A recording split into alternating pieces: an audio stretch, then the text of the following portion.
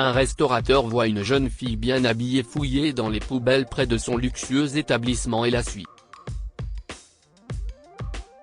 Ce qu'il découvrira par la suite lui fera monter les larmes aux yeux. Assurez-vous que les restes sont triés et placés dans la poubelle derrière le restaurant. Sieste clair, chef Smith a ordonné Jack Monfield à son chef de cuisine et oui, M. Monfield, acquiesça le chef Smith. Je veillerai à ce que ce soit fait comme vous l'avez demandé. Jack Monfield avait ordonné à son personnel de jeter tous les restes dans une poubelle spéciale derrière le restaurant pour les sans-abri après la journée de travail. Il l'avait fait après avoir vu un groupe de sans-abri devant son restaurant, cherchant de la nourriture auprès de passants qui ne prenaient jamais la peine de les aider. Cependant, un soir, alors que M. Monfield était sur le point de quitter le restaurant, il a remarqué une jeune fille bien habillée qui fouillait dans les poubelles. Elle portait une jolie robe blanche et des chaussures assorties, ce qui ne correspondait pas à la tenue d'un sans-abri typique. Elle ne semble pas être un sans-abri ou un enfant dans le besoin. Que fait-elle exactement là ? En la voyant, les soupçons les plus étranges traversèrent la tête de M. Monfield. Il voulait l'aborder et lui demander ce qu'elle faisait là, mais il devait se dépêcher, car il avait un travail urgent à terminer.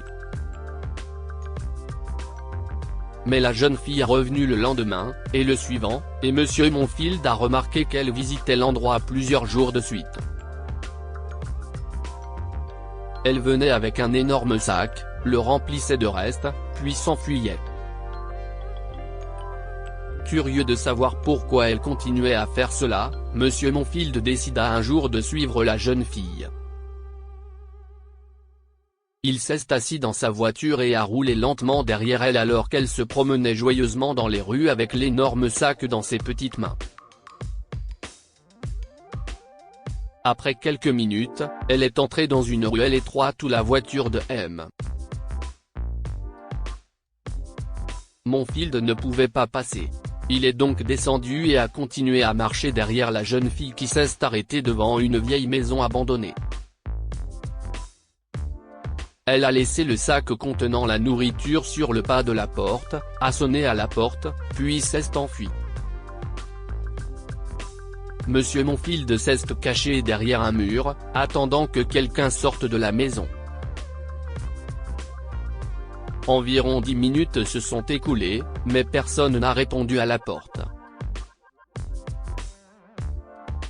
Pensant que personne ne résidait là, il voulait partir, mais à ce moment-là, un garçon est sorti de la maison avec un chien. Il était habillé de façon minable et semblait fragile. Il a ouvert le sac de restes, en a sorti quelques-uns et les a donnés à son chien. « Ouah, Tommy, nous avons beaucoup de nourriture pour toi aujourd'hui », s'exclama-t-il joyeusement, puis il nourrit son chien et rentra à l'intérieur. Curieux de savoir qui était ce garçon et pourquoi la petite fille collectait les restes pour lui tous les jours, M. Monfield a décidé de l'aborder le lendemain lorsqu'elle est venue au restaurant. « Bonjour, dit-il gentiment. Je vois que tu viens ici tous les jours pour ramasser des restes pour un garçon et son chien. Quel est ton nom ? Je m'appelle Alice, dit doucement la fille. Ça ne te dérange pas que je prenne des restes pour Arthur, n'est-ce pas ? Je prends de la nourriture pour lui et son chien parce qu'il n'a personne pour s'occuper de lui. Arthur n'a pas ses parents ou ses grands-parents pour s'occuper de lui, Alice ? Oh non. Alice secoue sa petite tête. Il a perdu sa famille dans un incendie et après ça, personne ne l'a aidé. Aucun des enfants de notre quartier ne joue avec lui. Je me sens mal pour lui, alors je l'aide, et parfois, je vais jouer avec lui. Pourquoi n'as-tu pas parlé à tes parents, Alice ? Ils peuvent aider Arthur et son chien. Non. J'ai peur de ce qui se passera si maman l'apprend. Un jour, j'ai vu la mère de mon ami la gronder pour avoir aidé un étranger, et j'ai eu peur que ma mère me gronde aussi, alors je ne lui ai rien dit. Tu sais, la semaine dernière, son chien était malade. J'avais peur qu'il meure, et Arthur était aussi bouleversé, mais si est une bonne chose que rien de grave ne soit arrivé. Mais tu réalises, Alice, que lui donner des restes n'est pas une bonne idée? Il pourrait retomber malade. Certains établissements proposent des soins pour les animaux de compagnie. Nous pouvons l'y envoyer. Arthur, aussi, a besoin d'être correctement soigné. Je l'ai vu, et il semblait très fragile. Mais où pouvons-nous l'envoyer? Demanda Alice avec curiosité.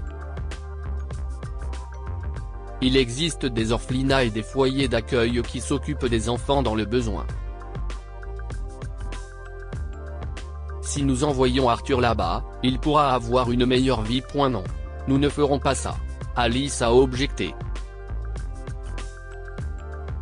Arthur m'a dit qu'il vivait à l'orphelinat. Il s'est enfui de là-bas parce qu'il ne le traitait pas bien.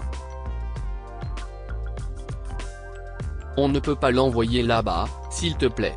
Eh bien, alors. Monsieur Monfield a réfléchi pendant un moment. J'ai une autre idée. Je pense que ça aidera définitivement Arthur. Oui. Qu'est-ce ce que si est exactement? Alice a joyeusement demandé. Viens avec moi. Je vais te le dire. Monfield a emmené la petite fille dans son restaurant et lui a donné des biscuits et du lait. Pendant qu'Alice était occupée à manger, il a appelé sa mère, une journaliste, et lui a raconté l'histoire d'Alice et comment elle avait aidé Arthur. Une semaine plus tard, un article percutant a été publié sur la façon dont une petite fille de 10 ans a aidé un garçon orphelin et sans abri. Lorsque les parents d'Alice ont vu l'article et appris ce que leur fille avait fait, ils ont été très fiers d'elle. Ils ont dit à Alice que si elle les avait informés pour Arthur avant, ils auraient volontiers aidé le garçon. Mais il n'était pas trop tard. Linda, la mère d'Alice, a décidé d'adopter Arthur, juste avant que les services sociaux ne l'emmènent. Elle avait toujours voulu qu'Alice ait un petit frère, mais elle n'a pas pu en concevoir après la naissance de celle-ci. Alors, pensant que c'était la façon dont Dieu la bénissait avec un garçon, Linda a décidé d'adopter Arthur. Heureusement, le père d'Alice a accepté, et un mois plus tard, Alice et ses parents ont accueilli de nouveaux membres dans leur famille, Arthur, 8 ans, et son adorable chien Tommy. Que pouvons-nous apprendre de cette histoire? Soyez gentils, cela ne coûte rien. Alice, sans rien attendre en retour, a aidé Arthur et son chien. Nous devrions tous essayer d'être comme elle. Il y a une raison derrière tout ce qui arrive dans la vie. Alice a rencontré Arthur parce qu'elle était destinée à avoir un petit frère. Si vous avez aimé cette histoire, vous aimerez peut-être celle d'une femme qui a rendu la générosité d'un garçon en offrant $1 million à sa mère après qu'il ait payé son frais de bus. Cette histoire est inspirée par l'histoire d'un de nos lecteurs et écrite par un rédacteur professionnel. Toute ressemblance avec de véritables noms ou lieux est une pure coïncidence. Toutes les images sont utilisées uniquement à des fins d'illustration. Partagez votre histoire avec nous. Elle changera peut-être la vie de quelqu'un. Si vous souhaitez partager votre histoire, envoyez-nous un mail à info@amomama.com. Abonnez-vous à Amomama sur Google News.